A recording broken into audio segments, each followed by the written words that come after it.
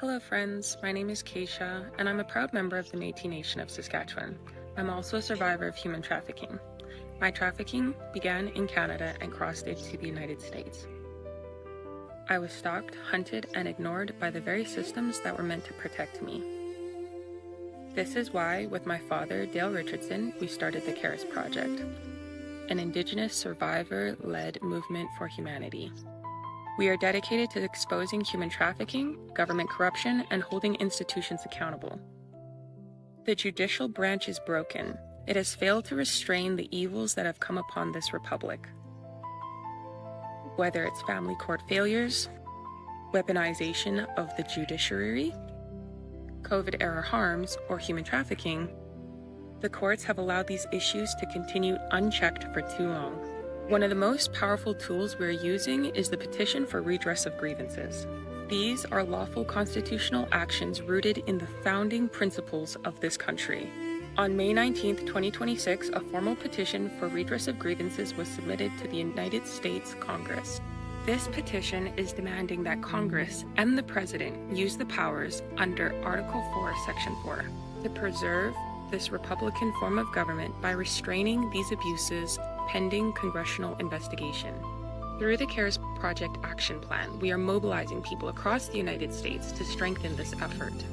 This petition has been created as a template. If you or someone you love have been hurt by these same systemic failures in the courts or by government institutions, your evidence matters. When you come forward, please bring your evidence along with a copy of the Petition for Redress of Grievances. This helps connect your story to this growing constitutional record being placed before Congress. We are asking you to stand with us. Join the CARES Project Action Plan and help us build a precedent that demands accountability and protects the God-given rights of American families.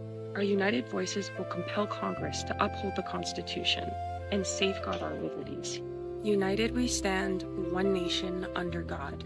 I will close with my favorite quote. The greatest want of the world is the want of men. Men who will not be bought or sold. Men who in their inmost souls are true and honest. Men who do not fear to call sin by its right name. Men whose conscience is as true to duty as the needle to the pole. Men who will stand for the right, though the heavens may fall. Thank you.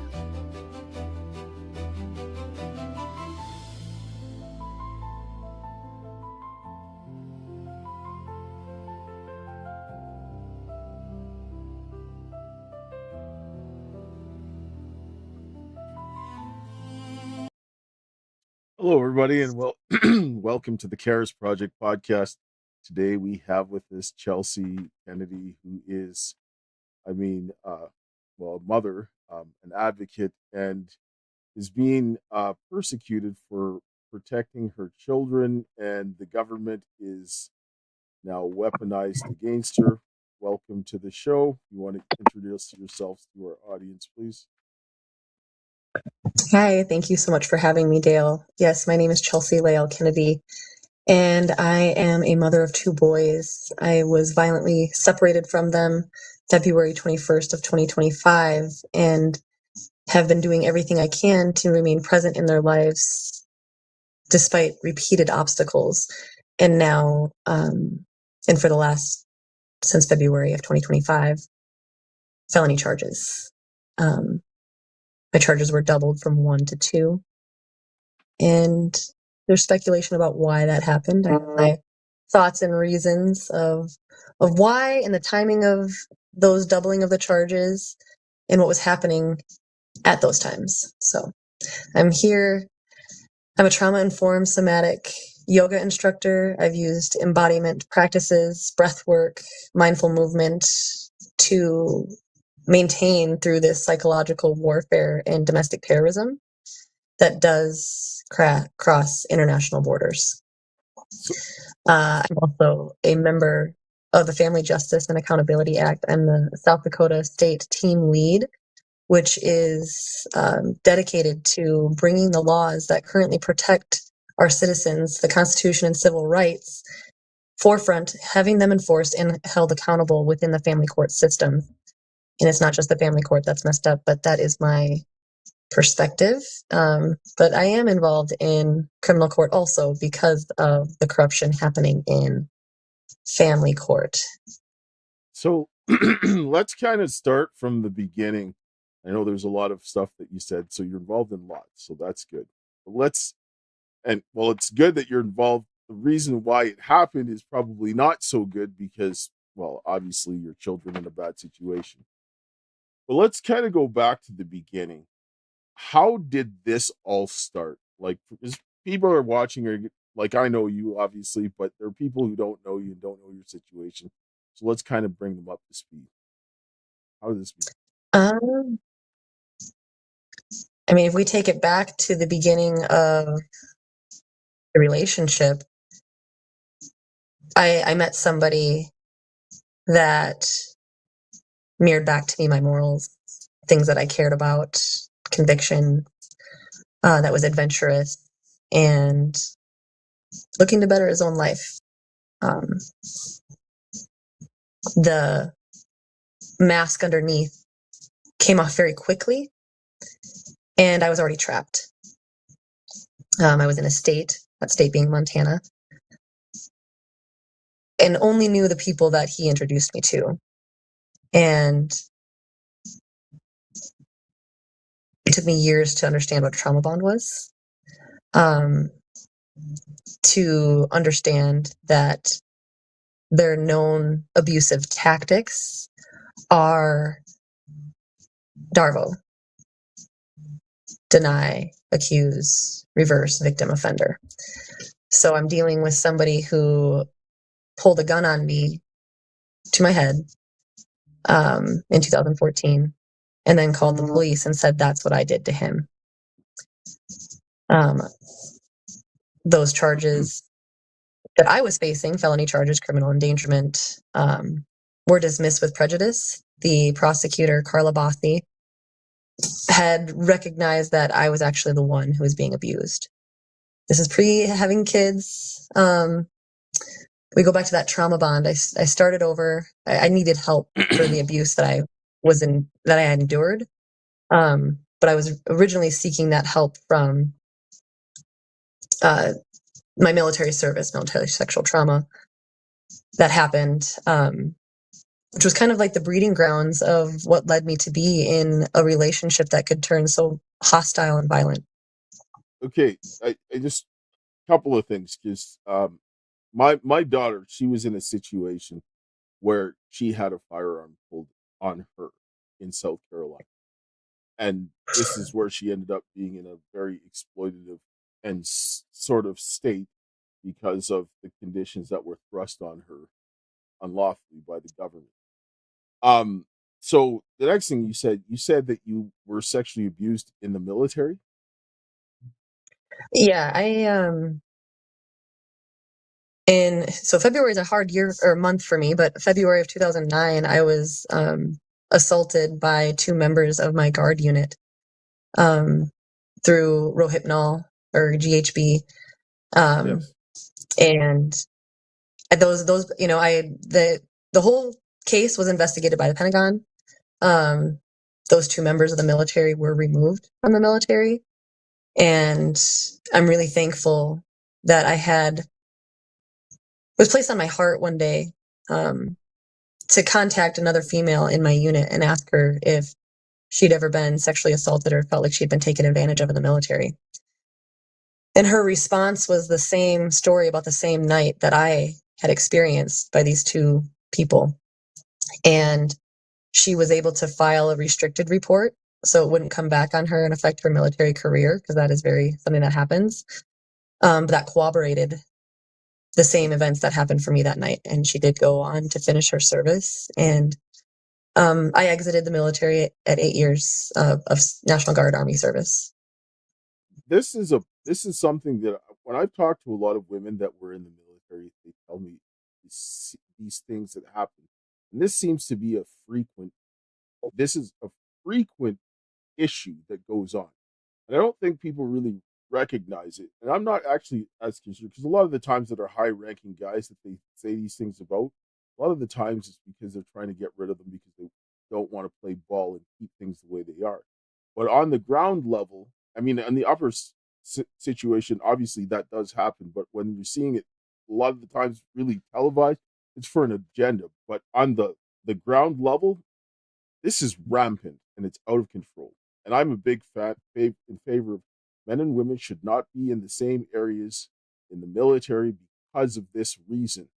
Because you're leaving this situation, and a lot of the times they're recruiting guys that if they didn't go to the military, they would probably spend their lives in prison. Like you know what I'm saying? A lot of them do this to get out of their situation, which I'm not saying is a bad thing, but putting those kinds of people in proximity to women like this, no, because you don't know what you're getting, right? This is, and so that set you off, and then you ended up having to leave the military as a result of this. Correct. Okay. I had it was really difficult for me to put my uniform back on after that. And that brings us to where we are today, right? Standing for constitutional rights. That is an oath that I took that is near and dear to my heart.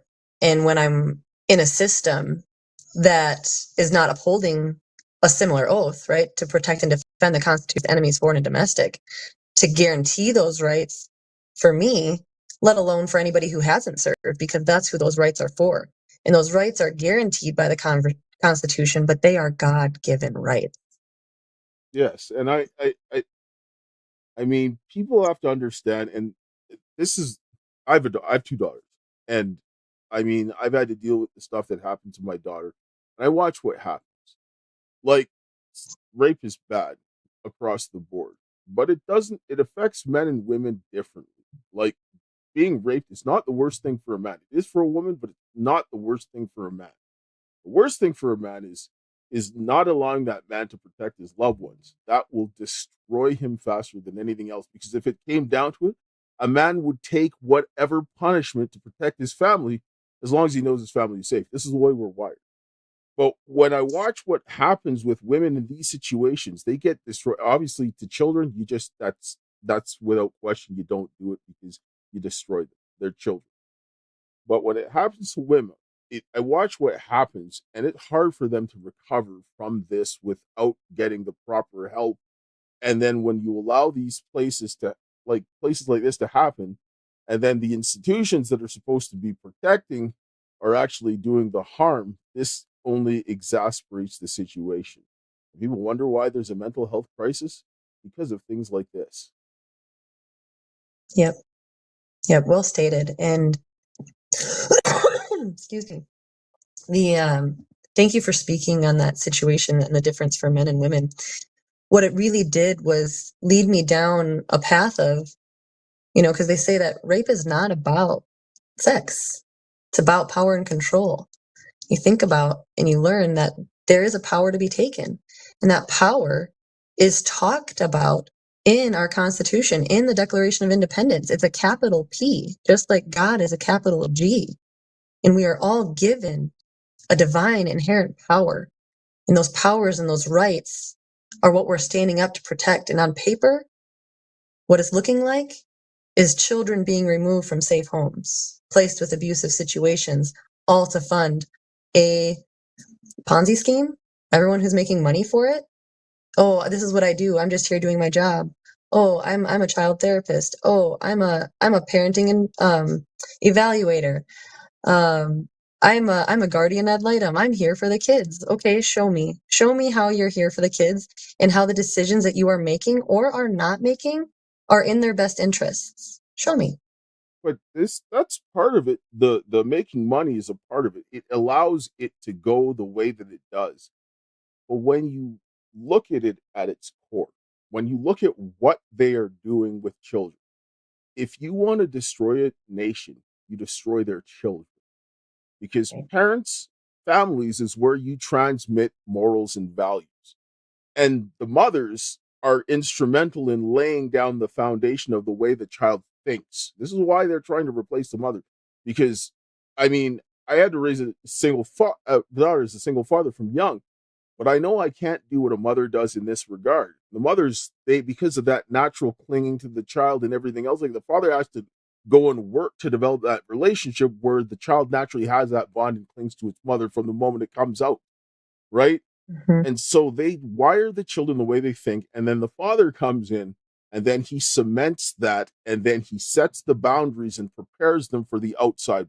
So they're supposed to work together in order to have that. So when they break this apart, the children don't get what they need, and when they do, they finally figure out, and it's usually later on in life they realize all of these things that happen. If they do, they're going to be destroyed. They're going to cause more problems, and they're going to bring babies into the world that they cannot give the same values that they should have had, and they don't get the development, and then society begins to degrade. This is how you destroy nations. Yep. It's And disgusting. the state has added directly to my son's ACE scores. Right? My sons were separated from me at gunpoint. What? Was that the least restrictive method to enforce an order that had never been served to me, that I hadn't even seen the details on? Okay, okay. For the sake of I know your case, but the audience watching, they don't know. So how did this order come about, and what was it for?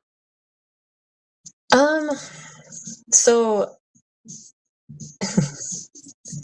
and I'm gonna preface everything that I say is because you guys don't know my case. Tomorrow I am appearing at my felony criminal case to fire my public defender.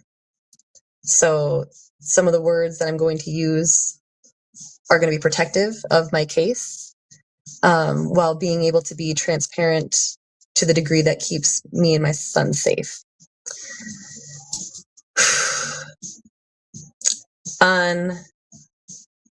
To answer your question directly, on February 19th, 3 days into my 50-50 parenting week,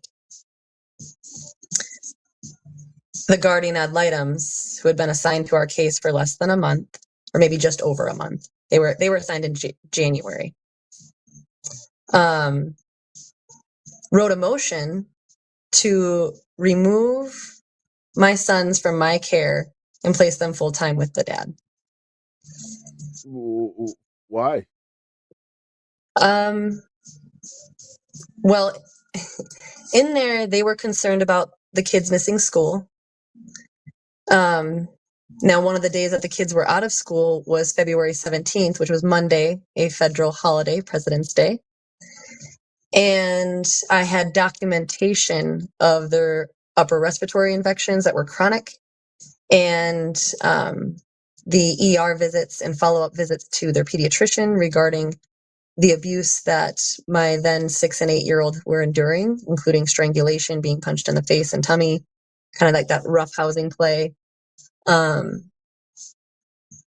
all of those pieces of information, including my February 18th email to the guardian ad litem saying that we were seeking safety, this is what's going on, please help us. None of that information made it into the gal's motion. I did not receive that motion until March 5th via email, when I had to ask for it from Morgan Dake, the pro bono guardian ad litem, who also at one point sends an email only to me and says, due to how big this case is and all the ongoing communications, please route all of the communications directly to me and me only. It's like, wait a minute. There's 2 guardian ad litems appointed to this case. Why is everything only going through you now? The other guardian ad litem on the case, her name is Morgan Petite. She was admitted to the bar in 2024 and was assigned this, they like to use the word high conflict, but we're going to talk about abuse, right? High conflict is not abuse, and abuse is not high conflict. They are different. But she's an environmental background practicing lawyer, and she was assigned this family law case. I've never seen any of their credentials.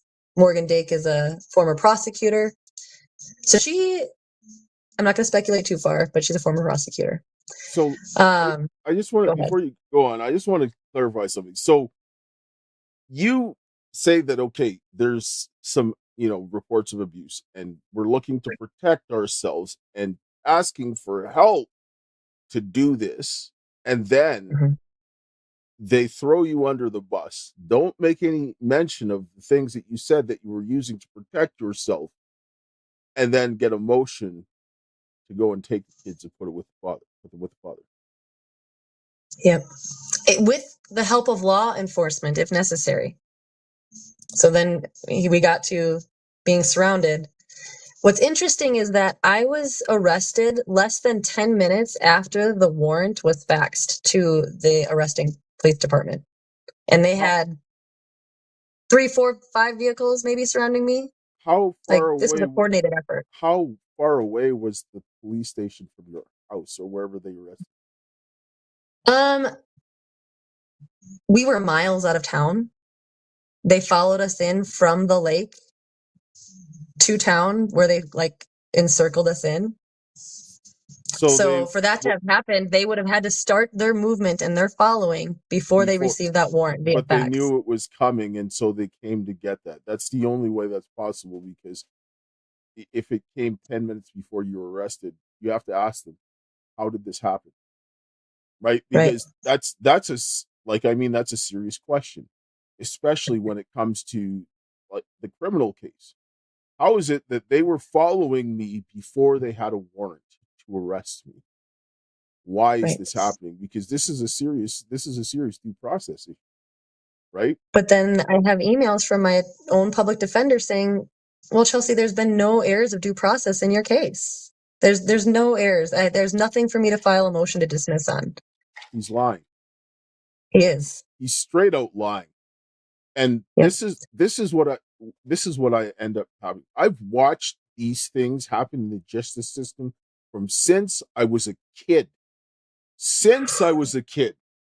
One of the biggest, when I was a little kid, I mean, I saw this on the front page of the newspaper, and it was a guy named David Milgaard. He was traveling from Winnipeg to Vancouver. He stopped in Saskatoon. Somebody got raped and murdered, and they arrested this kid who had no priors, no MO, no reason.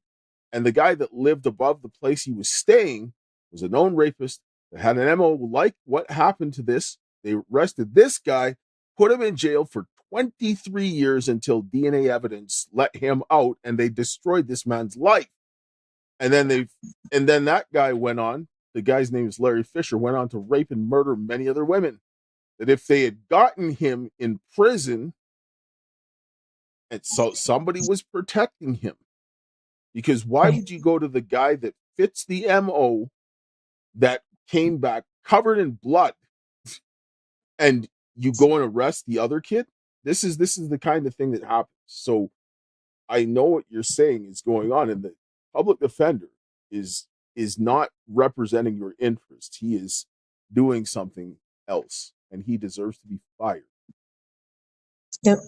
And so interesting about that story is I had a public defender, and about 30 to 31 days before my original trial date in September of 2025, she says that, our relationship is, beyond repair. We can't work together. She drops me. I get assigned a new public defender September 3rd, less than 30 days before the trial. And then 6 days before the trial, this attorney calls a Gallagher hearing saying he wants off the case because he said that I'm asking him to do unethical things. And I said to the judge, I said, what's unethical about asking to preserve my rights, asking for my disability rights, talking about the Violence Against Women Act, asking for due process? And the judge the judge has been very level-headed, and I've watched him in other cases. He seems reasonable. I know he's still part of the situation. But that's what I can say about that. Well, he said that I had merit in some of the things that I was bringing up. Now, that was September of last year. Then they said, okay, obviously you guys aren't ready for trial, right? So they moved my trial to March 17th of 2026. 13 months post arrest. 13 months separated from my sons with limited supervised visitation and phone calls that are subject to the abuser.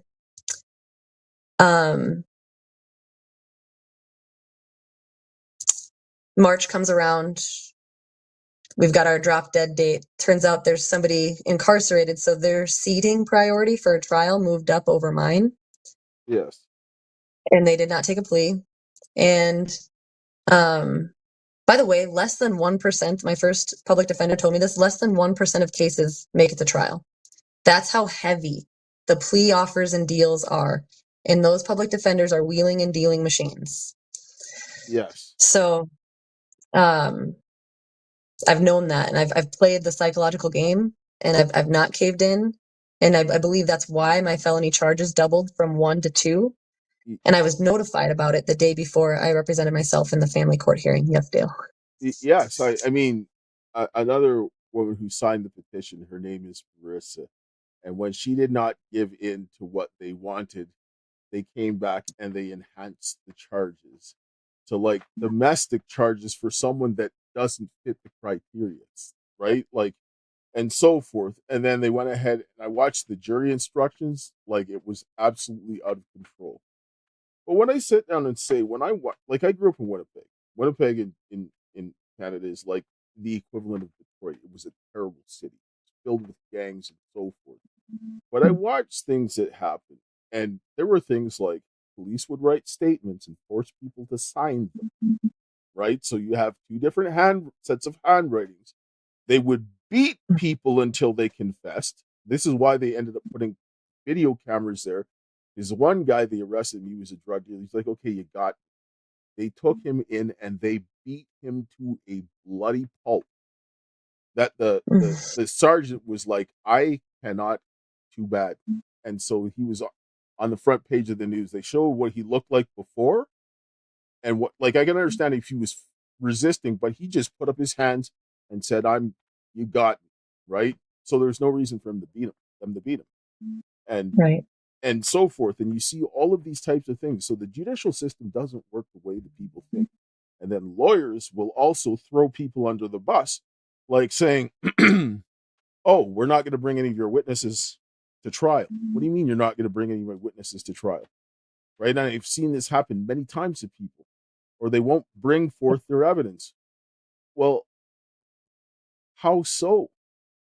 This is like what you're saying is, it's infuriating. Like watching this happen in real time, because you have a right to defense, and you're supposed to be presumed innocent until proven guilty. But this is not what's happening. No. Right. I'm treated criminally by the family court, and they're taking a civil order and converting it into criminal mens rea, criminal intent. Now, civil and criminal are two very different tracks with different evidentiary standards. Yes. And the family court should have higher standards. Just saying. Yeah, absolutely. Right. There shouldn't be a difference. No, there shouldn't. It shouldn't. And I actually discussed this. And I talked this about length. When you deprive a child of liberty, because liberty for children and adults don't work the same way. They don't, because children don't have capacity. Their liberty is derived from the development that they get from their parents, so that they can go ahead and begin to protect their own liberties and assert them or rights when they're adults and have capacity. And when you take away the parents that are doing this, you're damaging the child irreparably. And now when you're going to deprive a child of its parents, you have to look at the cost. Is this deprivation, this damage being done to the parents has to be greater than the damage being done by removing that parent. And that begins to set an extremely high threshold for doing this. And this takes away all of these arbitrary, discretionary actions, because the downstream effects are not seen until they're adults.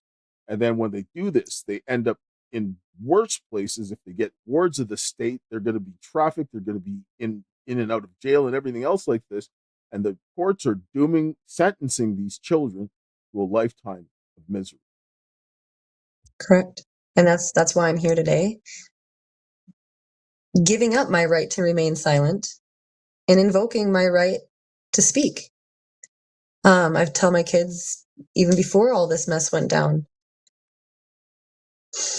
if we don't stand now, it only gets harder to stand later. And they have given me nothing but time and the opportunity to research, to read, to learn, to talk to other people in these situations, to stand. And that's what I'm here today to do, is to stand. So I just want people to be clear. The warrant was issued in Montana, correct? Right. It was issued in Montana, and the chain of custody of that is pretty interesting itself, because all of the body cam footage of the police officers is from just one officer, and he was the investigating officer, but yet it was another officer that filed the warrant. And the affidavit is interesting because, again, there's so much information left off. They refer to emails, but they didn't include the emails that were referred to. And if they would have included that whole email, it would have denied their probable cause because of what those emails contained. Also, where were you arrested? I was arrested in Yankton, South Dakota. So you were arrested out of state.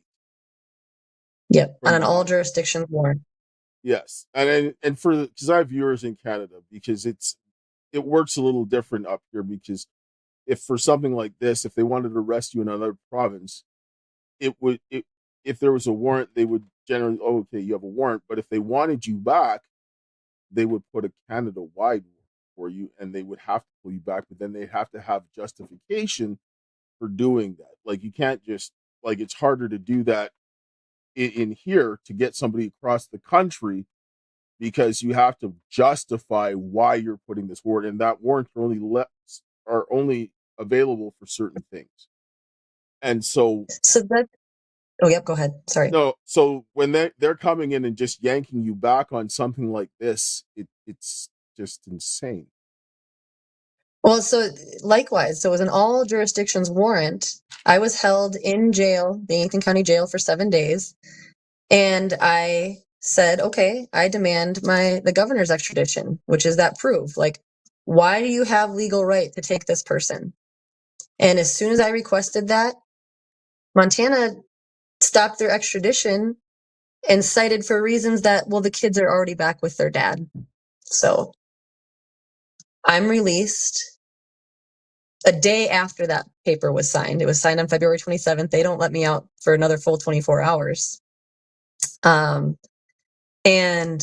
they issue now a Montana only warrant. So now the only way back to my kids is to show face in Montana.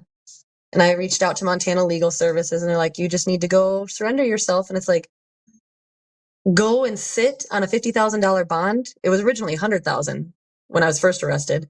And then the new one for Montana only was $50,000. It's like, I'm not going to go sit in jail for something I didn't do while you guys sort it out. So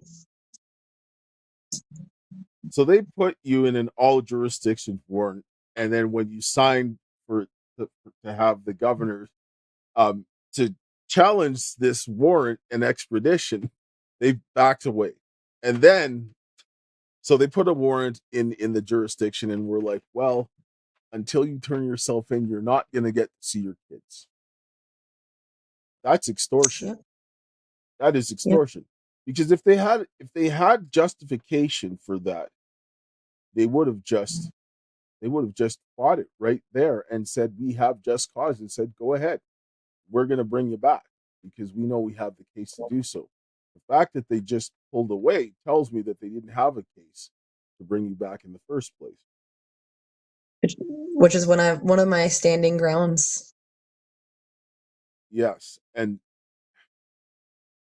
that's grimy what they did, because they're using your children. Where is the proof of service of the civil order? That's what I want to know. Where was notice? So didn't exist. They said that they gave you a civil order. How did they say you were served? Just out of curiosity. The guardian ad litem who authored the motion, yes, said she emailed it to me. When did you? After hours. Did you have record of the email? I do, and I also responded. I did not open the order. I never seen it. I was in limited service. And I explained that I was seeking representation, I was seeking safety, and I needed help. And that an order that was derived out of fraud or omitted materials, like, they're complicit in its injustice. But they knew prior to this motion and this order that you were already in a situation where you were seeking help. Correct. And they omitted all of that context from the affidavit and the motion. And also, what corroborates all this is my sons actually made disclosures to law enforcement and police officers without me being there, that they made it to the law enforcement, that then triggered a CPS report. And then they said the same things to the C's. My daddy punches us, he strangles us, we've seen him hit our mom, he's mean to us. Please don't call and tell him that we're telling you this. Do you have We're afraid. You have these reports, do you have any copies of these reports that they made, disclosures? I have all of those reports. Well, okay, actually, I take that back. CPS will only release the reports from February. They will not give me any of my documents about the strangulation or anything that happened prior in the CPS case. And we've had a few CPS cases because of things that have happened to my sons while they were with their dad. And CPS says, there's nothing we can do. There's no marks. We think something happened. We know something happened, but we can't keep your kids safe. But you have the police reports. I have the police report. And I have the CPS report where they admitted. I'm going to ask people, just share this information, share this out to people. This is something that people need to see, because this type of thing is far too common. And this is disgusting. You go to try to get help. You're trying to protect yourself from abuse, and then they put you in prison. And then they take your kids and put them back into the abuse. This is so criminal to a large degree that it's not funny. Like, yes, do you want to protect people from false accusations? Sure you do. But this is why you have due process and you put in safeguards, because you presume presumption of innocence. Yes, you have to protect the accused from the accuser, right? The accuser from the accused, sorry. And in these types of situations, but you allow due process to continue. You don't circumvent due process. You don't go and throw the other person under the bus. And then if the person is lying, then they will face the consequences. If they sit down and say, okay, well, this squares with what we see, then you proceed. This is what you would do in a rational situation, but this isn't happening. Like, it's not happening at all. Right. And Dale has been seen a lot of my case because of the petition for redress of grievances, where I've signed on and put my story in there about these are the issues that are happening in my family court case that were rubber stamped, affirmed by the Supreme Court, and I'm still left without enforcement of my order. I actually have a Rule 60B motion that has been before the court since March 19th of this year, over 100 days old, that the judge, Kathy Seeley, refuses to rule on. And that order would void the emergency order that is the predicate of the criminal charge. Now, what's interesting is that she already told me in her August 2025 findings of facts, quote unquote, I'm not interested in facilitating filings made by Chelsie. Right then and there, she removed my access to the court. And I filed these motions to void this order over 100 days.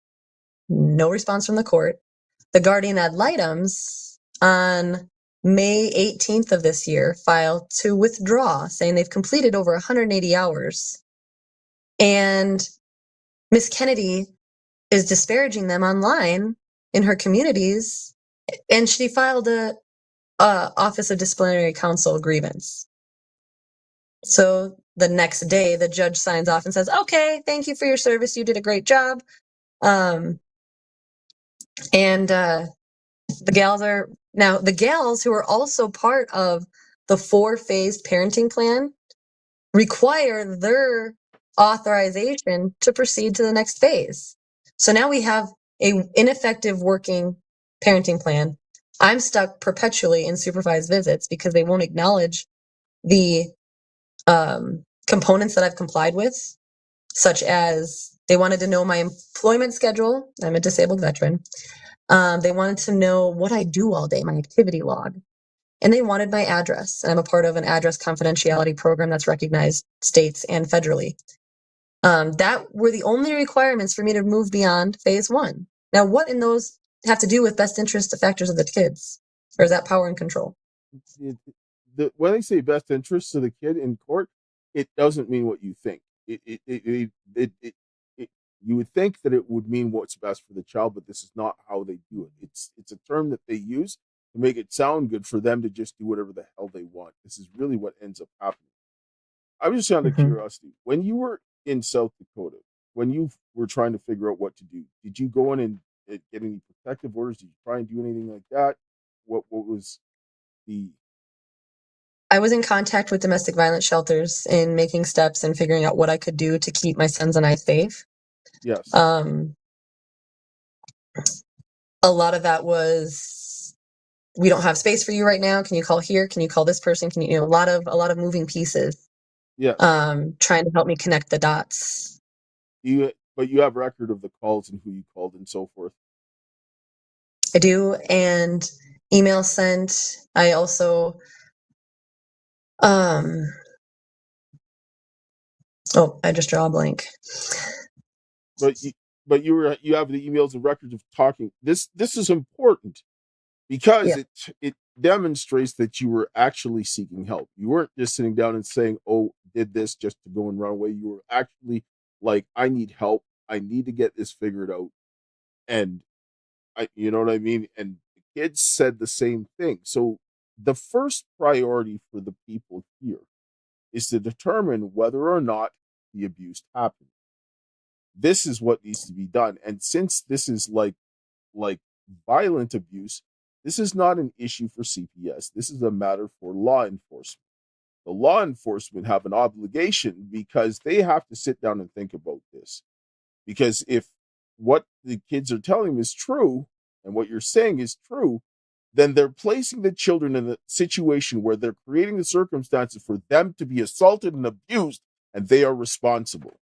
Because the parent that was trying to protect their children, they punished them and then forced the children back into abuse, and that is a crime. They can't do that. That is serious crime, right? It's like, imagine if the kids are like, see with Mitch Snow, kids saying I'm being raped, and they put the kid back with the parent that's raping the kid and starting so this is not at all acceptable. Not one bit. This kind of stuff infuriates me. The people involved in this, they need to be prosecuted, and they need to be punished by the maximum consequences that the law will permit, because the people that are supposed to be keeping you safe should not be doing this. I couldn't state it better myself with that heart and conviction, honestly. I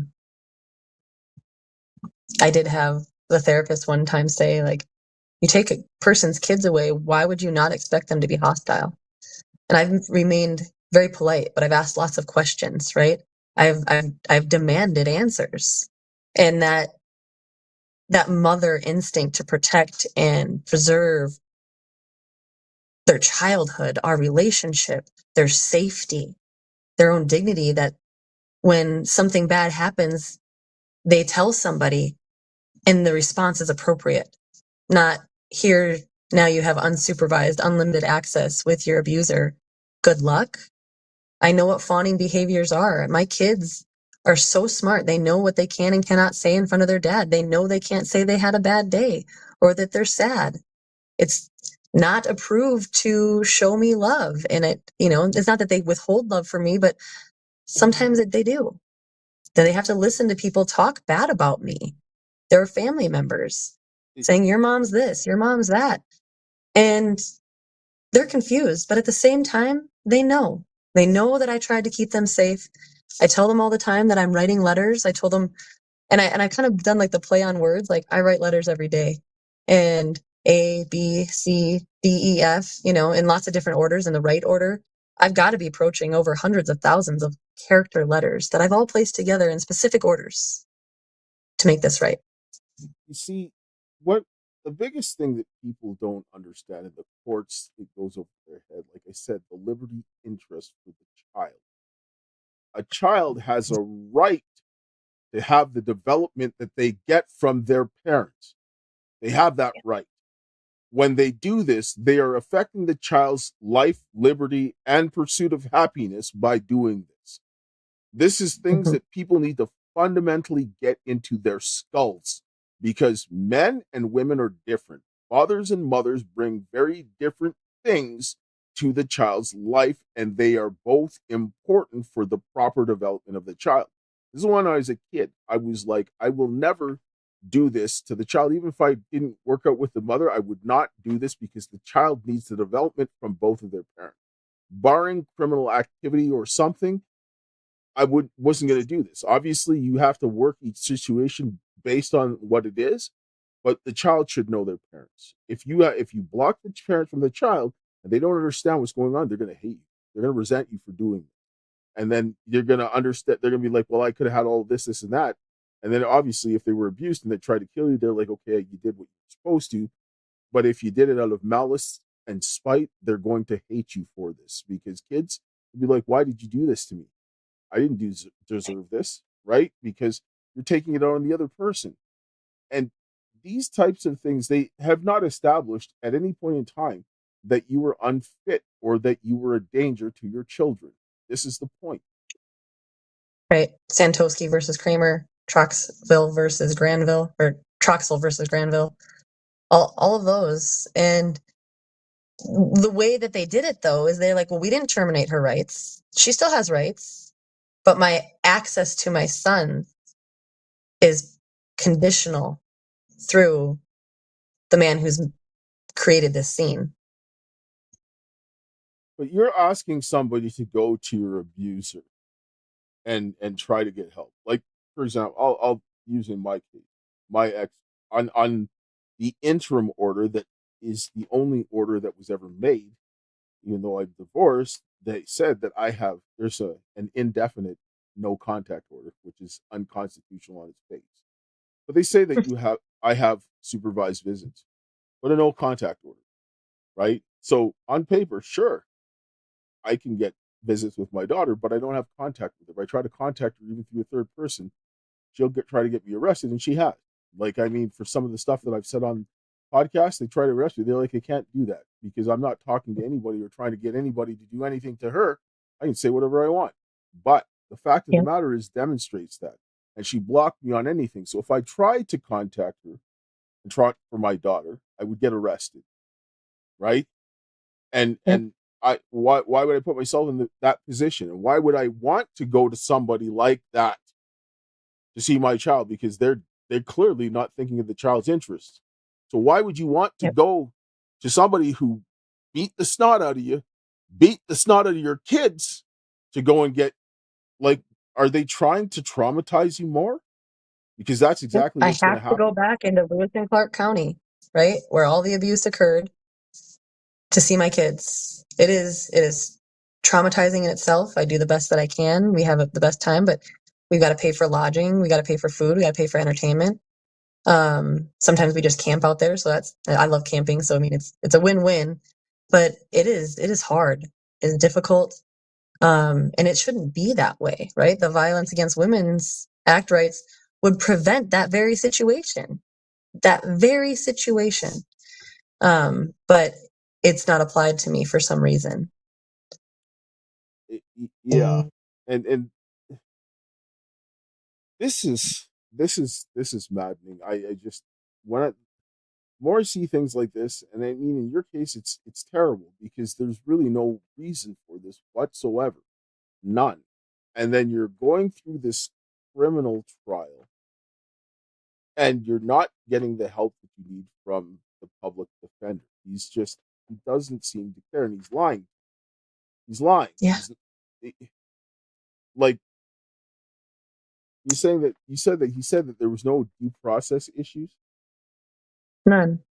And the jury will be instructed that as long as the order is a valid civil order, they're supposed to treat it as valid. They're not supposed to contest the validity of the order. It's like, well, right, because you're supposed to do that before it ever gets to jury trial. But he won't. And you brought up the restraining order. As part of the state's evidence against me, they included a restraining order that my ex tried to get out on me the day before I was arrested, and put in there that they were advised by the guardian ad litem to seek the restraining order. It's like, wait a minute. The same guardian ad litem that you said you needed to get help advised them to get him to get a restraining order. Well, the guardian ad litem's never advised me to get help. I advised them that I was getting help. No, the one that you said that you were getting help to is the same one that told him to get a restraining order. Yep, that's in his own writing, sworn statement on his restraining order request. And then the guardian ad litems also filed an amicus brief in my Supreme Court case in support of petitioner, once again abandoning neutrality. They're not neutral, and their actions demonstrate this. And the fact that the court and the lawyer are looking at hostile actions when, if they're being neutral, they should sit down and say, well, she made claims of abuse and she's trying to take steps to do that. You need to deal with that, instead of advising him what to deal with. You can't do that. That's not the way that should go. And you were going to domestic violence shelters, that's telling people that you're taking the right steps and trying to get help. But they cut you off before you could actually go in and get, for example, a protection order and do all the things that you need to do, get inside the shelters. Because if you're inside of a domestic violence shelter, it becomes a lot harder for them to come in and come after you. This is really what it's about. Well, and part of their statements against me, now this is Morgan Dake, who is a former prosecutor who claimed to fame that she helps survivors of sexual assault and domestic violence. Yet she's tried to systematically cut me off from shelter help, my address confidentiality program, my victim advocate, and is the driving force behind the criminalization. And again, she's a former prosecutor. She knows what a charging affidavit needs. She knows what she left off. That's willful intent, even. So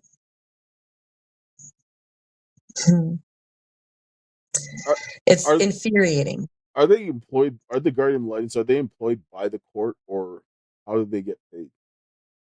Well, they took the appointment on graciously pro bono, and Morgan Dake is the head of the pro bono department for her Crowley Fleck team. So she makes sure that all of her lawyers get their pro bono work done every year. And she is the person that decided, like, oh, yeah, this will be a pro bono case. And she took it over with an environmental lawyer. Where's the training? But the guardian ad litems, though, they're done through the courts, correct? Yep, they are done through the courts, but this was a private firm, and there was no cost to me or the other party. But still arranged through the court. Still arranged through the court. Yep, court ordered. So they get court ordered. So this person, just private people, just say, okay, we're going to do that. So normally the guardian ad litems, who funds them if they're not private? The parties. Okay, so the parties pay for them, but the court orders that they need to be used. Correct. I don't even know why guardian ad litems even exist. They don't use them here in Canada.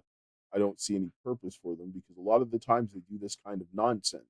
And at the end of the day, if people can't sort things out, then you should get, like, the person who's being unreasonable should get dealt with, right? They should, because the court should not be involved as a primary means to deal with the kids. Obviously, if you have to, you do that, but that should not be that should be a last resort, because more people are making money off of this than anything else, and the kids are suffering the most for it.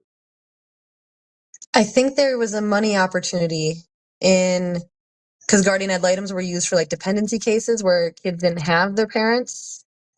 And then it was like, oh, well, now we'll use guardian ad litems because these parents cannot make decisions for their children. But the thing is, the Supreme Court stated that unless a parent is declared unfit, they are presumed to make an act in their children's best interest. So those guardian ad litems are superseding even that constitutional right as a whole blanket. People have to understand, again, constitutional rights, because the state does not have the liberty interest in for the child. It cannot. Because the state, all they can do is safeguard their rights, but they cannot. They're not the parents. It is impossible for them to have the highest liberty interest for the child. They cannot. All they can do is just ensure that you're abiding by the law. And the law meaning by the criminal law, because civil removals for children should never happen. They shouldn't. If you lose your kids, it should be a reason for it, and generally it's a criminal reason, right? And if there's going to be any type of civil removal, the threshold has to be astronomically high and with the same rigorous due process as you would in criminal matters. For example, if the person was literally had a mental health injury, had a head injury or something and couldn't care for the child, still had to go through the rigorous process to deal with it. Yep. And what's interesting is multiple times I have asked the guardian ad litems while they were still on board, hey, can I have the evidence that you use to make these recommendations and decisions? I was denied by email. I was denied on the record, on transcript. I was denied in a motion to compel because the judge just didn't rule on it. My response to the guardian ad litem's withdrawal and the order that was signed the next day talked about, hey, well, I also need all these records. I need these records. And I issued a subpoena. Now the guardian ad litems, their own firm has them lawyered up, trying to quash my subpoena and seal the records, which is in direct opposition of the Supreme Court recent decision of Marriage v. Handy that says all of those records are relevant and you cannot be making changes without testing based just on a report made by a gal. But the whole point is that this is the foundation of where your criminal case came from. Yep, and they want to seal it. And you're subpoenaing this into your criminal case or in the family court? Family court case, as soon as I have my pro se standing in criminal, I'll be able to make those filings. Yeah. But I'm waiting very patiently and very excitedly. Because I'm sitting down here and I'm watching this, and all I'm seeing is like you're looking at you're basically your 15th, 14th, and 6th Amendments are done. And people sit down and say, well, yeah, the 14th only applies to the states, but all federal laws, the U.S. Constitution, and treaties are binding on judges. So if you're going to be violating the state constitutions and the state's rights, you're also making a U.S. constitutional violation. And this is where, when you're seeing these types of interventions and deprivations of rights, this is where the federal government has an obligation to step in. Because if the court is where the average person can go and restrain any branch of the government when they're stepping out of line. But when the courts are the ones that are overstepping the boundaries, then it's the other two branches that have to keep them in line, but they're not. And that's where we go back to the legislative intent. Go back to the legislative intent of the Montana Code annotated for custodial interference. I do not meet the definition for custodial interference, a felony charge that carries up to 10 years and $50,000 fine. Okay, I don't meet it because I had and still have legal rights to my children. The legislation of Montana actually made a whole nother set of statutes for issues between parents. They didn't even charge me properly. And I'll sit on the other hand. I had a text message from my ex-wife before there was any court proceeding and anything else like that, and said, well, you're just not going to get access to our daughter Karis. And like our lawyer advised me, that on its face is a crime. In Canada, it's called abduction. And they have two types of abductions, one without any any custody order and one with a custody order. Because even if you have a custody order, you cannot deprive the other parent of access to the child. The only thing that you can do that is barring criminal, like if you committed a crime and they arrested you and they had to put a no contact order and that kind of stuff. There was none of that. So right on its face, that's a crime. That's probable cause to investigate a crime. And that would probably result in a conviction because there really wasn't any evidence to do that, or there was no justified action. The lawyer can't just tell you to take the child away. So they won't prosecute on a clear-cut case. But then in your case, they will manufacture something that doesn't exist, and now they're forcing you into this situation. That's called slavery. They're taking away all your rights and putting you in a situation where they're trying to create the circumstances for your incarceration. Yep. And through it, right? Like, I'm a trauma-informed somatic yoga instructor. I built an app that has breath work and meditation-based practices. I offer one-on-one work. I offer group container work. But that's all been impacted on my ability to speak up. And, even when I am speaking up, promoting my business, I have this big, luring, looming monster that says, well, can you commit to that, right? What's going to happen when you're going through all this process? But I've continued to speak up and show up. And I learned that actually my business and what I'm doing isn't separate, right? It's all connected. The embodiment, the breath, the slowing down, breathing life into our body and our lungs, that oxygen, that breath that God breathed into Adam, and taking the time to do that, right? I have a sound mind. I've been, of course, ordered to get a forensic mental health evaluation. And it's just like, it's silly because look at all that I'm doing amidst the trauma, the chaos. And I don't say I lightly. I'm going to talk about like little I, right? Because the big I, the divine I, the I am that gives me the peace that surpasses all understanding, the ability to have been a co-author in a book about my situation, right? I'd shared it. It's Rising Above Narcissistic Abuse, Volume 3. And I'm the second author in there for the second chapter. And I know that I stand and I speak from a place of victory, and being reminded of that, just that there are helpers, there are people who are trying to do the right thing and are actually following through with that. And there is divine intervention. Faith has me where I am today. And in some people's respect, where I'm sitting might not be pretty, right? Less than 90 days out from a felony trial that shouldn't be. Who are in direct harm's way, up against the system. But I truly believe it. I love the projects that I'm working on. I'm saddened that they're necessary. But I'm also fueled in this is what we're doing and this is why.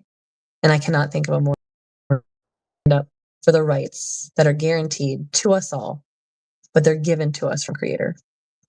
Yeah. They don't come from the government. I don't care what country you live in. I don't care where you are.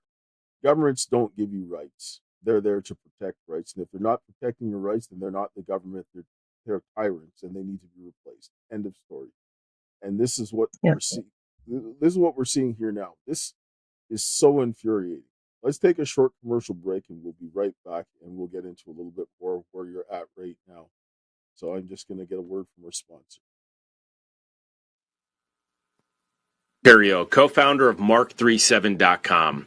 I spent my career in Silicon Valley working for high-tech infrastructure companies, and I've witnessed firsthand the surveillance apparatus they've built. Most of you already know we're in a digital war right now, but are you really aware that we're trying to fight this war with the weapons and tools of the enemy? That Android or iPhone in your pocket? That MacBook or Windows laptop? It's a tracking device feeding everything you say and do to companies that want you under their control or eliminated entirely. Every text, call, location, even how long you pause on a post, they track it all and use complex algorithms to then use this data to manipulate your behavior. If you knew someone hacked your devices and was selling your data without your consent, you'd be furious and terrified. So why are you okay with these companies doing this to you right now? Here's what they don't want you to know.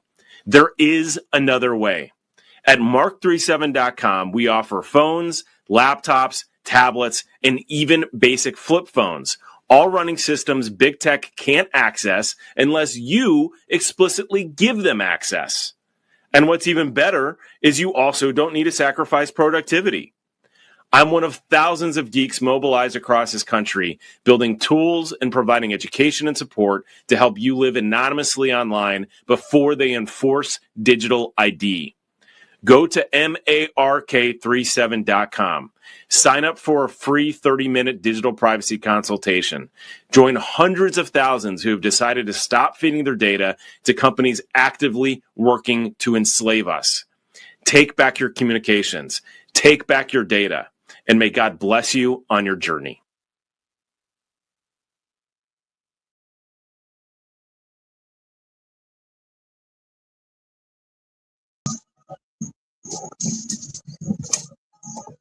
I can't hear you. Of course, I like talking to myself. All right, like I was saying again, go to mark37.com, use the promo code CARES, get yourself a phone. You'll get a 5% discount, or if you want to support the work that we're doing, you can see the Give, Send, Go. There's a donor box. You can see the links in the ticker where you will see the mypillow.com/CARES.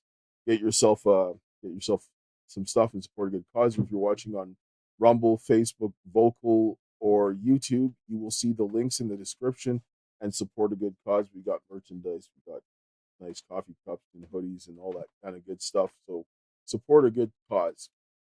So kind of coming back to this, you've had a lot of issues with your due process in your case.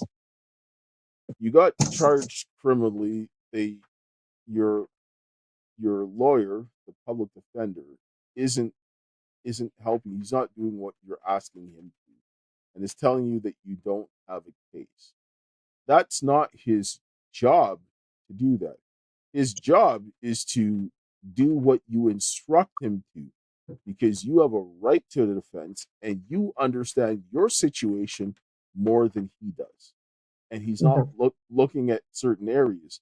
What has he done? He's filed motions for me to appear by Zoom. He's tried to quit, and now he's, he filed the paperwork so we could get this FREDA hearing so I can continue pro se, which I think is what he wanted. Nobody wants to be a part of this case because of what you must call out.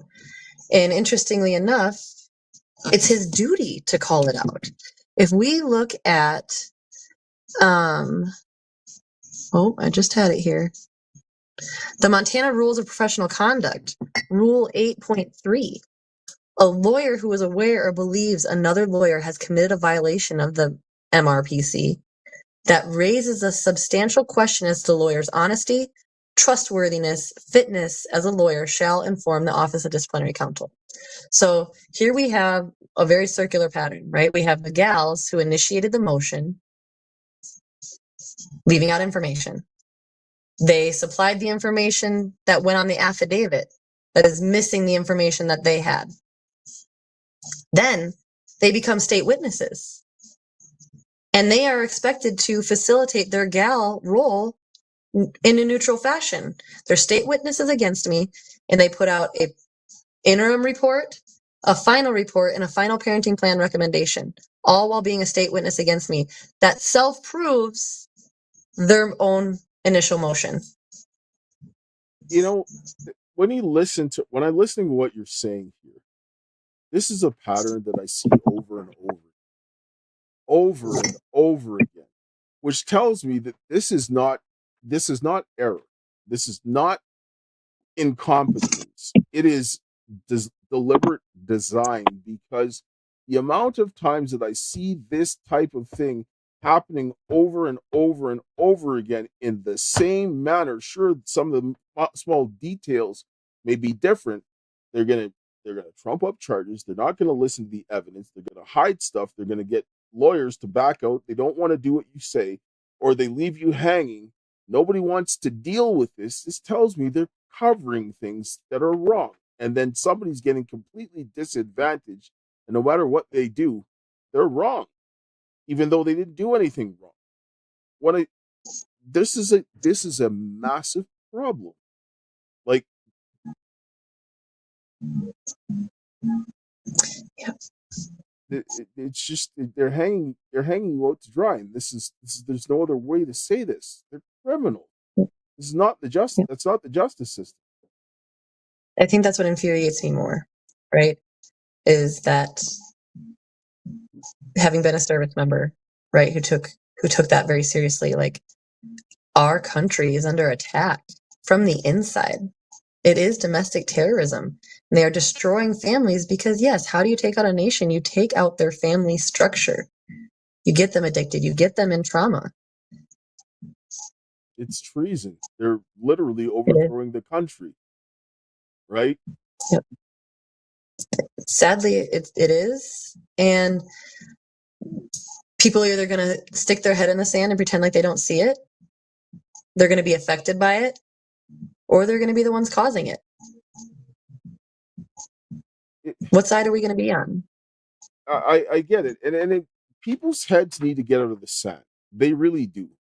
In the situation, and understand, because there's a lot of people that go around and do things that are not, I'm going to sit down and say it. They're part of the agenda of going on covering what's going on right now.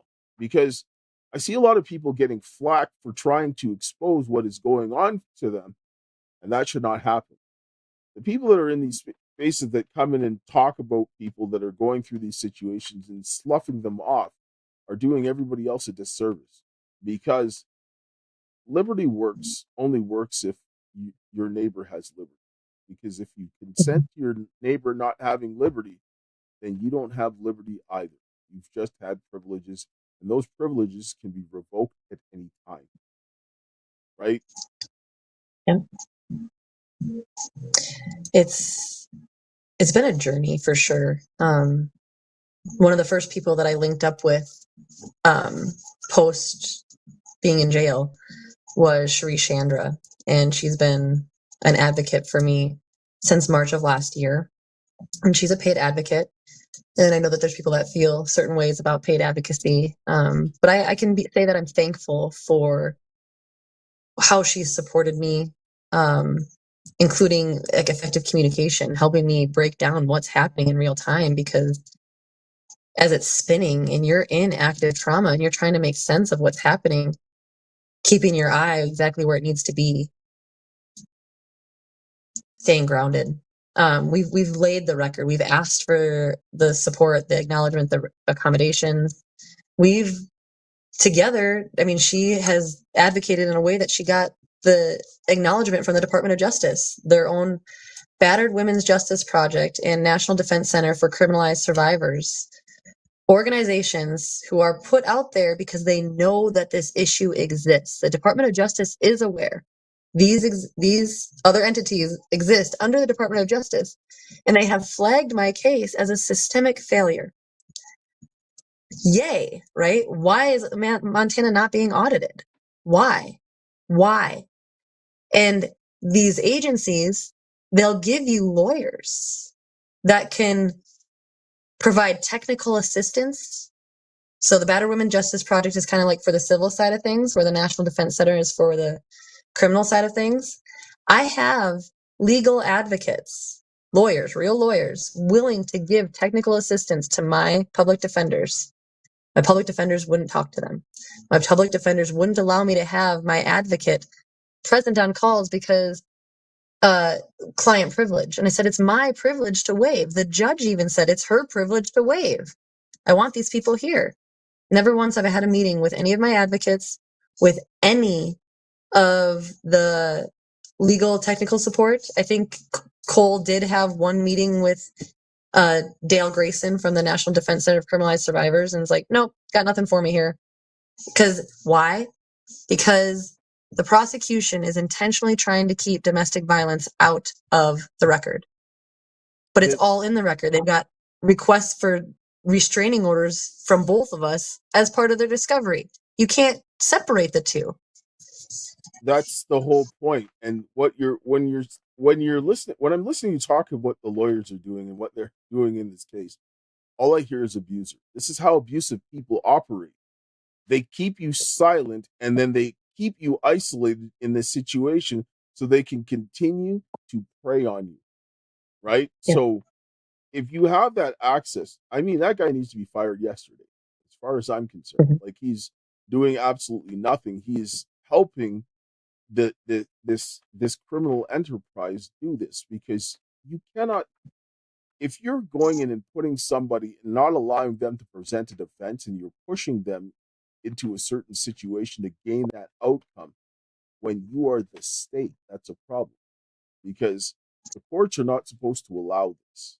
They should. They're not. They're not. They're Right. not. They can't take. They can't take sides. They have to make sure that that process is correct. And Yep. if they're not doing that, then the court can't allow somebody to have their rights deprived in the court. They cannot. They sit down and say, "Oh, well, they can't help people." Well, no, nobody's telling you to help people, but you can't allow someone to do something that you know is wrong and not according to the law. Because if you Mhm. sit down and say, "Well, they should have representation," well, no, that's not the way that works. You cannot allow someone to do something unlawful and rule in their favor. Never. Correct. Because then now you're stepping outside of your bounds, because you're sanctioning unlawful behavior because someone is ignorant, and that's called exploitation. There was a defense investigator assigned to my criminal defense team, and I had a conversation with him. He's like, "Yeah, he met with one of my witnesses, said they're a strong witness, and then he told me, he goes, there's a lot of procedural irregularities in your case." I'm like, "Cool, can we talk about them?" Of course he can't. Directed me to my lawyer. When I asked my lawyer about the procedural irregularities in my case, they don't exist. And now that defense investigator, I can't get a hold of him. He doesn't work there anymore. And I'm just like, okay. How many corners do you have to cut to make me a felon? How many? Because I haven't seen one turn that they took that was correct. You know what the problem is? This a long time. What people have to What's that? realize? What people have to realize when they see things like this, the justice system didn't get like this overnight. This has been going on for a very long time. Very long time. And you knew who they used to do this to? Marginalized groups and criminals. Because if once you had a criminal record, they could lie on you all they wanted, because nobody was going to care. Well, even if a person was a criminal, the question is, did they commit that crime? Every person requires due process in order for the system to be fair. Even if you don't like the person, even if you think the person is guilty, it doesn't matter. Let the evidence play out, because if you start bending corners for the worst person, you'll do it for the best person. It's only a matter of time. The process always has to have integrity in order for a system to work. And that's not what's happening. And it has to be checked. It has to. And when we're talking full circle, what we've talked about here is suppression of evidence. And in the criminal context of that, they are suppressing evidence that is favorable to the defense. That's exculpatory. That is a Brady violation. Now, let's talk about the affidavit. Everything that was missing from the affidavit. Those are called Frank's omissions, right? These are Supreme Court constitutional violations. You cannot give a one-sided report. And if that affidavit writing officer only knew part of the story to write that affidavit, then it's on the investigating officer who didn't relay the information. Either way, we got Frank's issues all over it. And how come the people that they've subpoenaed as witnesses, there's not one written report from their witnesses? One of them being an arresting officer. It's perjury. When you go ahead and you lie and you misrepresent the facts to get an outcome in court, that's called perjury. That's a crime. So at this point, you'd say crime. Who, in fact, is guilty of custodial interference by definition? Well, I mean, at the end of the day, the state made unwarranted interference with a child, and they committed crimes to do it. Another like fun fact is that in the investigative process, they tried to reach out to the like Amber Alert and other missing children, MIPA. And in those conversations with Amber Alert and MIPA, my sons didn't meet the criteria for an emergency. They didn't meet the criteria to be on an Amber Alert. They didn't meet the criteria for MIPA. So where was the emergency? There wasn't one. The emergency was to prevent you from going and getting help for domestic violence. Right. And this is after approved and denied restraining orders. I've had them against him, then they've expired. All the things. And in the period of escalation, including the strangulation of my 8-year-old.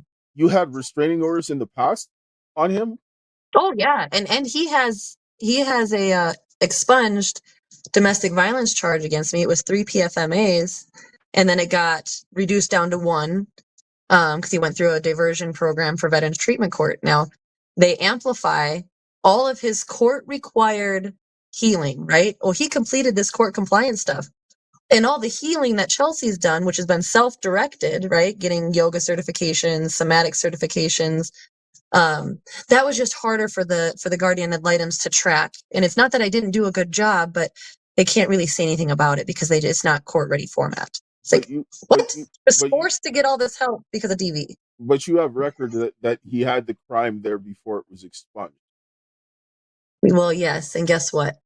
The officer who wrote the charging affidavit for me in February of 2025 is the same arresting officer and charging officer from the PFMAs and the bruising on me from 2017. That's not in the affidavit. Why? Officers are joking. So he knows about this. That man held my children while he waited for me to get home safely so I could be back with them. What is wrong with him? He knows this case. What is wrong with him? And I don't know. There was conversations on the investigators' videos where they were upset because I was the campground host. And to be a campground host, you have to go through a background check for the U.S. Department of Interior. And they're like, quote unquote, she was the fucking campground host at that fucking campground. Now, what does that have to do with anything? And why is that a problem? And then they made another jump and they're like, she's friends with Ashley Roy. Okay, hold up, full stop. I don't even know who Ashley Roy is. Now I'm guilty by association for allegedly. But who's Ashley Roy? I have no idea. Still to this day, I have no idea. But they want to charge me with custodial interference, which I don't meet the definition of because I am the lawful legal parent of these children by connections of my employment and some girl that I don't even know who this is to this day. It still doesn't matter. Who you know doesn't matter whether or not you committed a crime. It doesn't apply. Right. So here's where it gets even more intricate is that I have actually hired another forensic ADA advocate, as we both know, Francesca Amato Banfield, to again stand up for my rights, have these conversations that have already been had. Right now, the record is undeniable. It was undeniable before last year. But they've made their moves and they can't unmake them. This is exactly why I got you to come onto the petition. And this is why people need to do this. People have to understand the way that this works. And when people sit down and say, oh, the government, they're not going to do anything, I don't give a damn. Because every person in government, they're a human being. And human beings act certain ways under certain circumstances. And human beings, we are wired to avoid threat. This is the way we are. And we will go to the path of least resistance. This is human nature. Nobody wants to make their life harder than it needs to be. Why are these people getting away with it? The elected officials, why are they ignoring this? Because you're not getting enough resistance from the people. You're not getting enough pressure where the people begin to become a visible threat to them because they're going to see consequences. Because when people start getting together and saying enough's enough, and they're taking lawful pathways and they still go ahead and do wrong, they know what the consequence comes from. Because if you shut people down on their lawful rights en masse, they're going to remove you by force. That's the only alternative that you're going to leave. And when you sit down and see this, like, people have to understand, and I'm not advocating for violence. I'm telling you what happens when governments do these things. All you have to do is watch history and understand human behavior. This is why, constitutionally speaking, when you hand in a petition for redress of grievances, you're telling the government we're done with your nonsense. And people need to push this, because the governments that are being controlled by these people who are doing this, they're not going to do anything. It's only when they see the fear of consequences and they're worried about defying the will of the people will changes happen. Because either they leave or they're going to buckle to our will. That's it. There's no other way. This is like, it comes down, this is war without the actual implements of war. You still have to treat it that way and have the same persistence, because this can't happen anymore. If we don't stop it now, it will never stop. Yep. I agree. Yeah. Like I said, I say to my kids, if we don't stand now, it'll be harder to stand later. And I won't stop. Even after my kids are home, like, a fire has been lit. And it's not until all kids are safe. You said it earlier, right? If I have liberty, but my neighbor does not, I do not have liberty. And I want us all liberty and justice for all. That's the way it's designed. It's not out of the question. It just requires the accountability. And the reason I even found Francesca Amato is with her Family Justice and Accountability Act, putting those constitutional right preservations and civil rights preservations enforceable, because there's no accountability, there's no oversight, and they are not happening. And that is the word you already said, treasonous. Yes, because, like, in my case, and I mean, the judge, like, was part of this, set this up, asked my ex's lawyer for an interim order, which settled pretty much the entire divorce, other than the child support on the first appearance.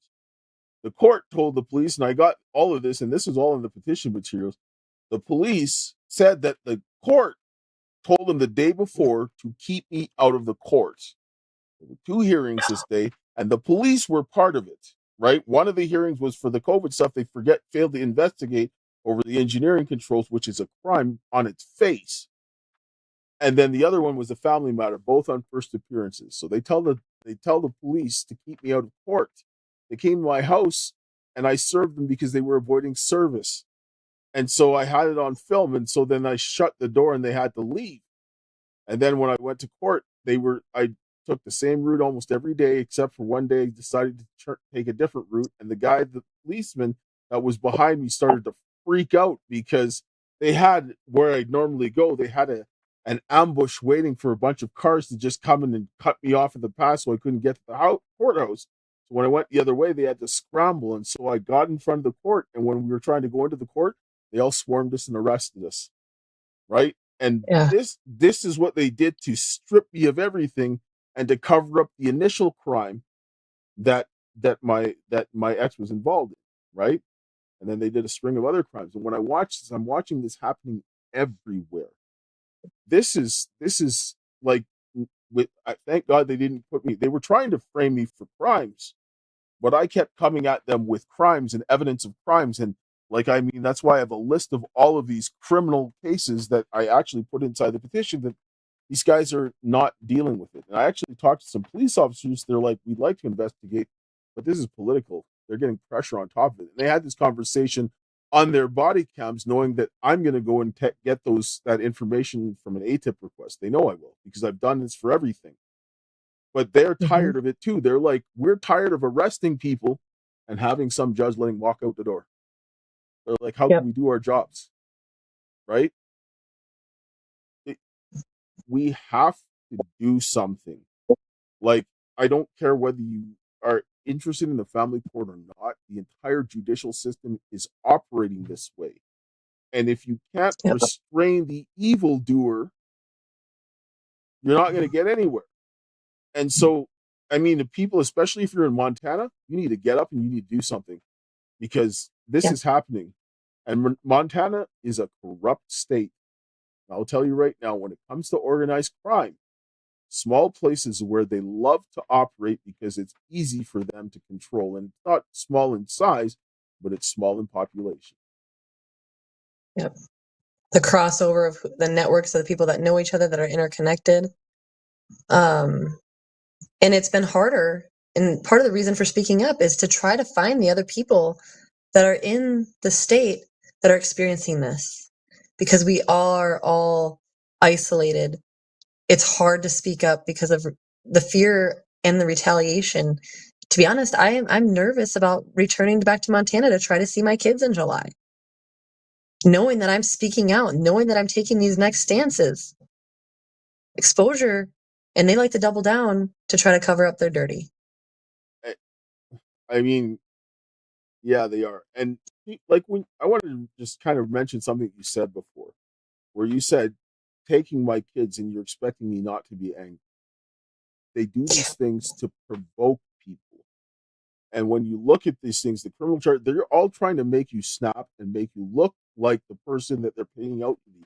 So when they do all these things, if you go ballistic, they're going to be like, you see, we told you this is what she's like, right? Yeah. This is what they're doing. And they watch them do this. And for me, I'm a pretty patient kid. Like, I don't know, God gave this to me, so I'm thankful in this regard. Because when I was a kid, I had to go through Child and Family Services taking my oldest daughter without provocation. I had to go through 3.5 years.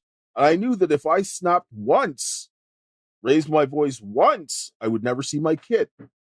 Right? So I had to sit down and say, I don't care what you're doing because I love my kid more than you're pissing me off. And that's really what it came down to. And it's the same thing. So when with me, they understood this was the case. So they went above and beyond to try to make me snap, and they still couldn't because I trust God, not myself. But but I see this happening to everyone. Everyone. And you have to begin to sit down and say, when I see something happening over and over again, you can't say this is a one-off. And like with your case, whenever I see it, I get angry. It pisses me off because these are the institutions that are supposed to be protecting your rights, but instead they're taking them. They're infringing upon them. Yep. Under color of law. Right. They lose their immunity when they operate outside of jurisdiction or statutory authority. Yes. And when you commit crime, you have no immunity. I don't care who you are. Nobody gets immunity. Even the Constitution, the president's not protected from felony arrest. Right. So if he's not protected, neither are any of these other people. Yep. So go ahead. The faith piece is where it's at. When you talked about just, you took the other route, right? And got them scrambling. Yeah, there's strategy, right? And you know how to keep yourself safe that goes into that. But all of that really does come with divine guidance, right? God led the Israelites by smoke and fire, right? We're led in the same way. We're looking for that connection to source, to spirit, to say, where do we go next? And that is the only reason that I am still standing, and as clear-headed, as firmly, and as peaceably as possible. Because, right, people want to say, well, if that happened to me and my kids, I would X, Y, Z. It's like, would you? No, you cannot. You cannot clap back the way that you think that you might, right? I'll be a mama bear, but the pen is mightier than the sword. Has to be at this point. Well, and I mean, at the end of the day, if we go into violence, we'll lose. There's no way that that's going to happen. It's not. We're too much of a disadvantage. And like, I mean, they found a guy by detecting his heartbeat from the sky. Like, right? Like, how are you going to combat that? You're just not. Like, you get a bunch of drones while you're sleeping, and then just what, you're dead. Like, so that's off the table. Anybody who says that this is what we have to do, they don't know what they're talking about, because we'll lose. And at the end of the day, we need God. God, obviously, I'd never get this far without God. And I tell people this. I'm like, you think that I could do this by myself? You're insane. You're absolutely Right. insane, because this you do this to 1,000 people, 1,000 people don't make it. The only thing I can sit down and see reason why I'm still here is God, because all the things Yep. that happened to me, I'm like, I'd be a fool to think otherwise. And so, with all of us, we need God to come in and help us. But we still have to do something, because faith without works is dead, and that's not faith. If I believe God, I'm going to do what He says. It's like your kid. You tell your kid, "I'm going to take you for ice cream." No matter what anybody tells your kid, you're taking them for ice cream. That's the way that, and they're going to act that way because they're going to prepare themselves for Mom to take me for ice cream, right? That's the same way we need to act with God. God says something, and we're going to act like He's doing it, because nobody can shake on what, and that's really what it is. We believe it. So we're going to do something. Let's do something. Well, and the abbreviated serenity prayer, it's all nice, right? God grant me the serenity to accept the things I cannot change. That one's actually, people think's the hardest, but it's like, okay, and the courage to change the things that I can. Whoa, you want me to do something now? Okay, we like to skip that one, and the wisdom to know the difference. Well, if your wisdom is always pointing you just towards acceptance, where is the discernment to operate in your courage? There is none. And that is what I employ anybody listening, anybody going through this, or knowing somebody that's going through this, or even if you don't, right? Yes. Is to accept the things we cannot change and find the courage to change the things we can. This is something that can be changed. That's why we're speaking. That's why we're writing the petitions. That's why we're showing up to courts to watch these judges for their compliance. We're here for it. I'm thankful to be here. I'm seated right now, but overall I'm standing, right? And that is the verse that God gave me, was in Corinthians, second Chronicles 20:15-17, where He told them, "Go out, be not afraid, take your position and stand, and I will fight for you." This is bigger than all of us, and the only way that we could do it is with God. And He relates to His children. No one will be without excuse. Everyone will have an opportunity to choose. I have 100% agree. Like, I mean, it's God all the way. And I'm going to sit down and even say this. Churches are responsible for this. And the reason being, churches are supposed to be basically the conscience of the nation. If the churches are doing their job, this doesn't happen. And the Bible tells you that you should ensure that judgment is done in the gate. What does a gate represent?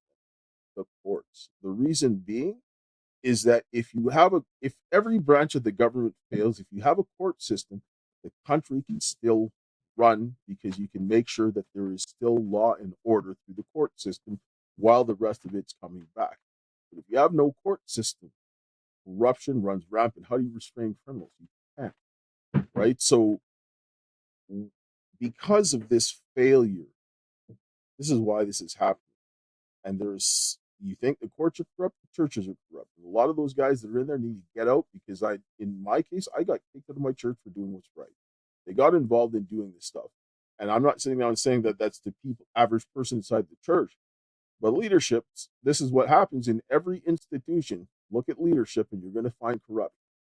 So people need to start waking up and holding them accountable. And if you're in a place like this, you need to get out. And you need to be going out and doing things. Because what did Jesus do? He helped relieve the needs of the suffering. And you don't have to sit down and get involved in politics. I'm not telling you to do that. But when it comes down to right or wrong issues, moral issues, healing children is a moral issue.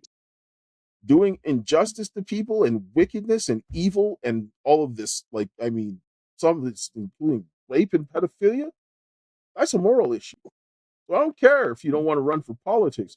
You can't let somebody do this kind of evil. You can't let people's children get stolen. You can't let people get thrown in jail unjustly. You can't. And you're talking about human trafficking. You're talking about treason in the courts. You're talking about rape and molestation. These are the most heinous crimes aside from murder. And some of it leads to murder. And suicides from people who can't take it anymore, overdoses, high-risk behavior, all the things that leads to a person's demise. And I challenge here for anybody listening that's like, oh, no, it's not that bad, is to ask yourself where your cognitive dissonance lies. Why would you align with a system? That system's made up of people, right? Because you don't believe that other people are capable of doing such heinous acts. I didn't want to believe it either. So-and-so is nice to everybody else. However, when presented with truth, conviction, and a plea for safety and acknowledgement, I remember when the escalation was going on so much, I was making 10-minute long TikToks, and my TikTok is deactivated right now. I can bring it back online anytime. Honestly, it would probably help me more than it would incriminate me. But I said, you know what? If I'm going to endure this torture, I'm going to make the community watch. I'm not doing this by myself, because that is humanity. And expecting one person to hold so much abuse, physically, emotionally, financially, psychologically, interrelationally, and then within the system. This is how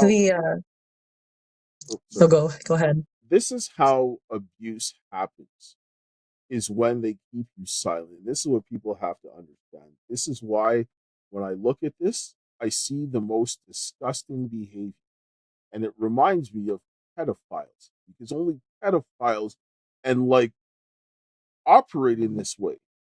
And all of this stuff is connected. When you look at it, when I became a COVID whistleblower, this is when I knew human trafficking was bad, and I was aware of it, the rampant level, and how much there are people in government agencies and in government that are involved is what astounded me.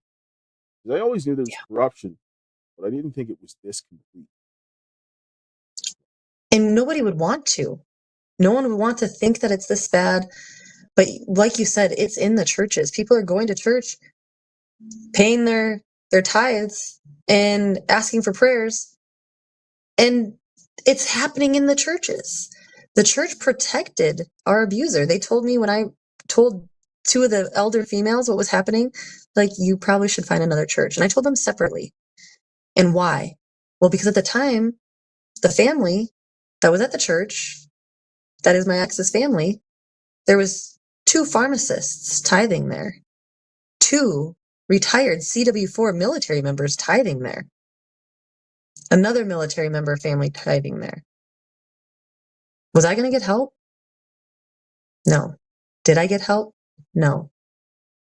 Did they tell my kids that I'm not following God? Yeah.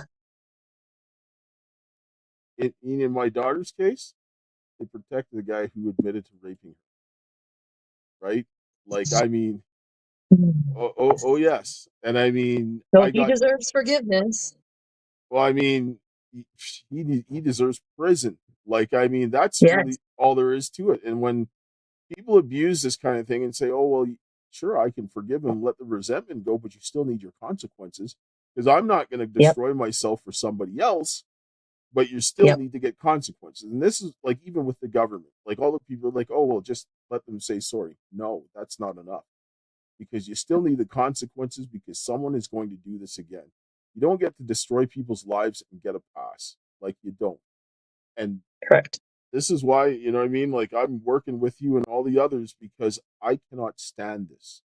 I refuse to live in a world where this is happening. I know eventually God's going to put it down, but until that day, the evildoer needs to fear the righteous men.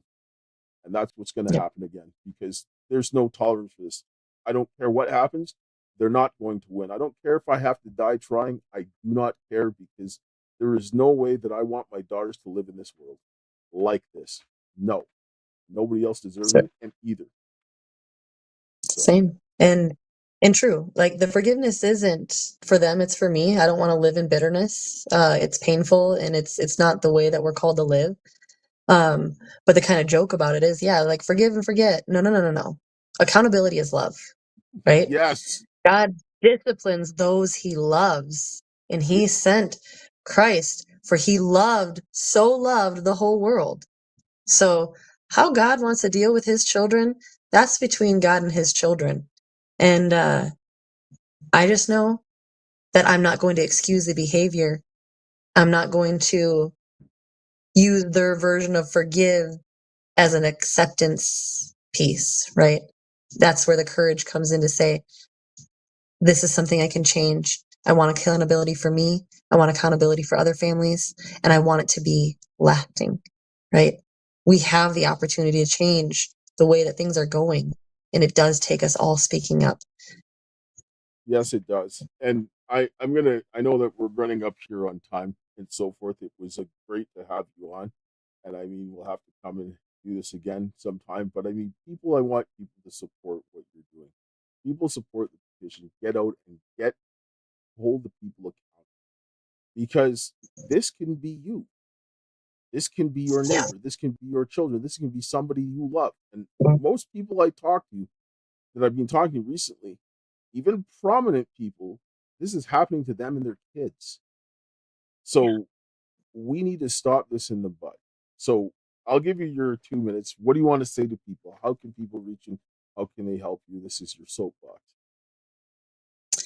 Well, thank you, Dale, very much for all that you're doing and continue to do. I can be found on the socials. I'm on Chelsie Lael Kennedy. I have a YouTube channel that actually has 40 episodes of a podcast that is called Yoga Pod Class. And it's about taking these breath work, these ancient tools that modern neuroscience is proving of how our brain works, how our breath works, the physiology in our nervous system, and taking little tips and tricks off the mat. If this is happening to you, you're experiencing trauma. And when you are stuck in prolonged trauma, in that fight, flight, freeze, fawn, there's another F in there I'm not going to say, you're not in your parasympathetic nervous system and that rest, digest, repair. You're always flighty. That makes you more jumpy. And training the mind, training the breath to be present with what is and not dissociate, not check out, not have to escape with drugs or alcohol, other high-risk behaviors. Because going through this is not for the faint of heart. Every day, I am thankful for how far God has allowed me to make it, because I know that not everybody makes it as far as I do. I've taken those tools, I've packaged them. There are plenty of free resources on my app. I do have paid resources, paid consulting, somatic sessions, yoga, one-on-one, emotion code work that can support you in your process. I do offer a deep discount for survivors. So please reach out. You can find me at h3alealus.online. And my app is called EAL, E@L, Health and Wellness. You can download it on Google. You can download it on Android.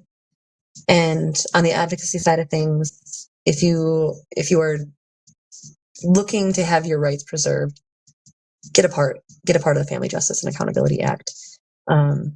We've got state team leads and the South Dakota state team leads. Send people that you know who have experienced these things to us so we can get their stories amplified, so we can get it on the congressional record to be investigated. Heal and help. Help and heal. That continued service is just never left. And I have opportunity.